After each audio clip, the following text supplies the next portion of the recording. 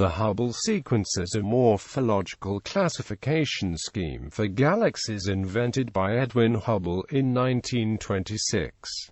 It is often known colloquially as the Hubble tuning fork diagram because of the shape in which it is traditionally represented. Hubble's scheme divides regular galaxies into three broad classes: ellipticals, lenticulars and spirals, based on the visual appearance. A fourth class contains galaxies with an irregular appearance. To this day, the Hubble sequence is the most commonly used system for classifying galaxies, both in professional astronomical research and in amateur astronomy. Classes of galaxies. Ellipticals. On the left lie the ellipticals. Elliptical galaxies have smooth, featureless light distributions and appear as ellipses in photographic images. They are denoted by the letter E followed by an integer n representing the degree of ellipticity in the sky. By convention, n is 10 times the ellipticity of the galaxy, rounded to the nearest integer, where the ellipticity is defined as E equals 1 minus b.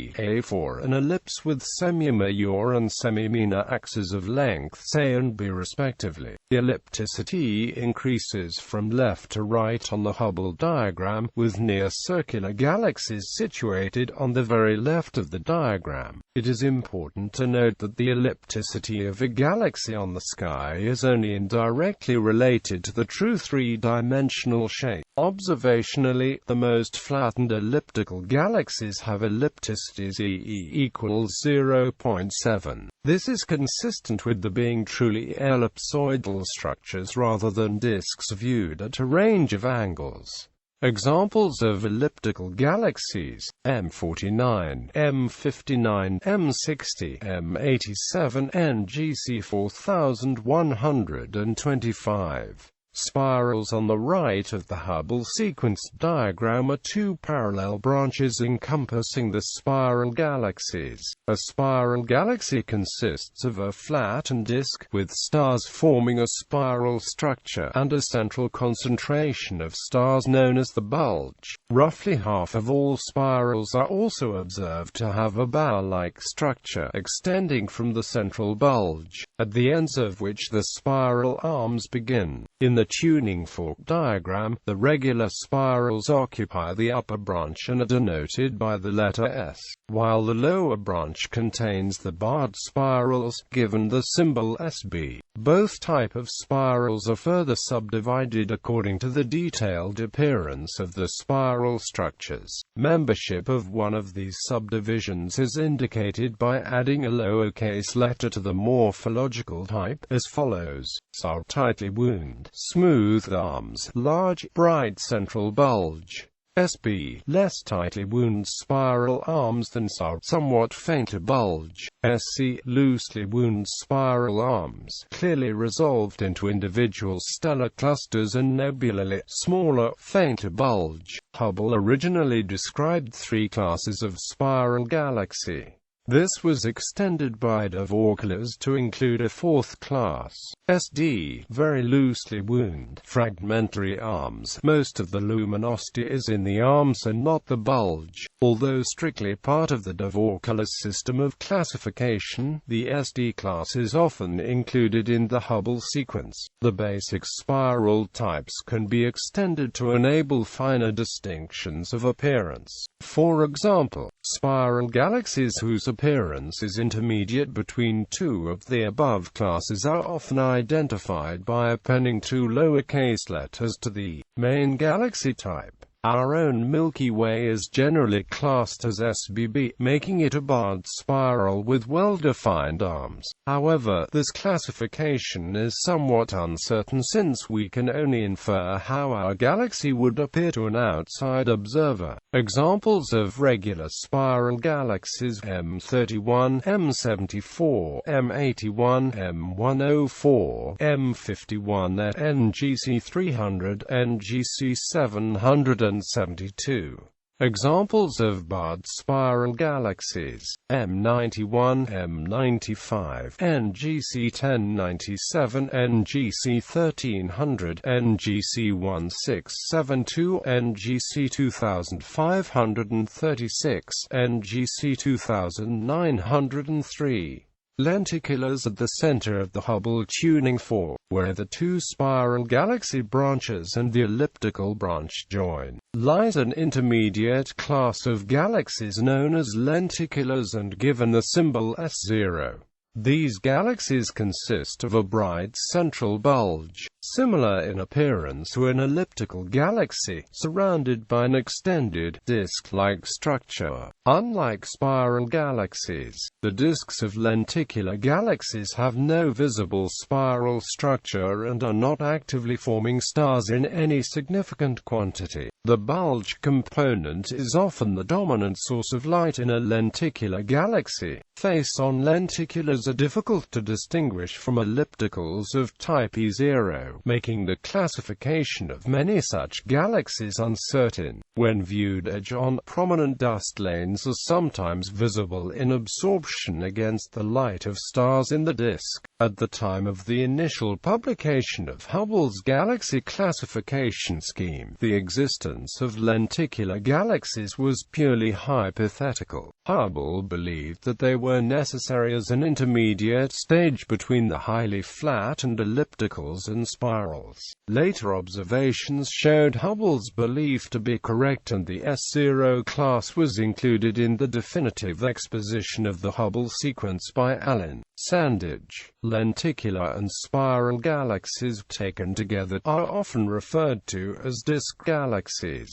Examples of lenticular galaxies: M85, M86, NGC 1316, NGC 2787, NGC 5866. Centaurus A are irregular galaxies that do not fit into the Hubble sequence, because they have no regular structure, are termed irregular galaxies. Hubble defined two classes of an irregular galaxy. IRI galaxies have asymmetric profiles and lack a central bulge or obvious spiral structure. Instead, they contain many individual clusters of young stars. IRR2 galaxies have smooth asymmetric appearances and are not clearly resolved into individual stars or stellar clusters. In his extension to the Hubble sequence, de Vaucluse called the IRI galaxies Magellanic irregulars, after the Magellanic Clouds, two satellites of the Milky Way which Hubble classified as IRI. The discovery of a faint spiral structure in the Large Magellanic Cloud led de Vaucluse to further divide the irregular galaxies into those that,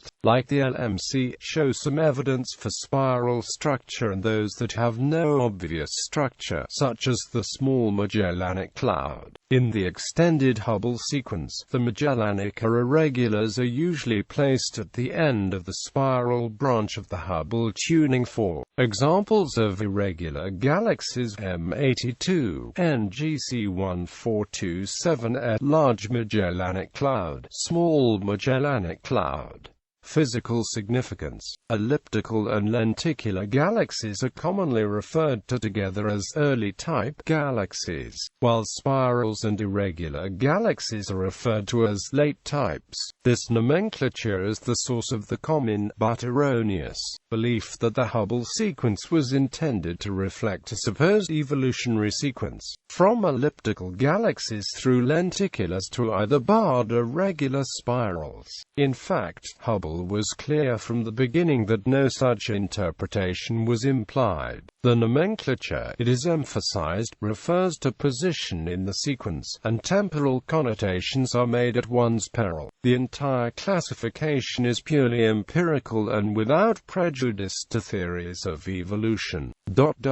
The evolutionary picture appears to be lent weight by the fact that the disks of spiral galaxies are observed to be home to many young stars and regions of active star formation, while elliptical galaxies are composed of predominantly old stellar populations. In fact, current evidence suggests the opposite. The early universe appears to be dominated by spiral and irregular galaxies. In the currently favored picture of galaxy formation, present-day ellipticals formed as a result of mergers between these earlier building blocks. Lenticular galaxies may also be evolved spiral galaxies whose gas has been stripped away, leaving no fuel for continued star formation. Shortcomings. A common criticism of the Hubble scheme is that the criteria for assigning galaxies to classes are subjective, leading to different observers assigning galaxies to different classes. The different classification criteria can also be at odds with each other. For example, a more dominant bulge component does not always go hand in hand with more loosely wound spiral arms. Another criticism of the Hubble classification scheme is that, being based on the appearance of a galaxy in a two-dimensional image, the classes are only indirectly related to the true physical properties of galaxies.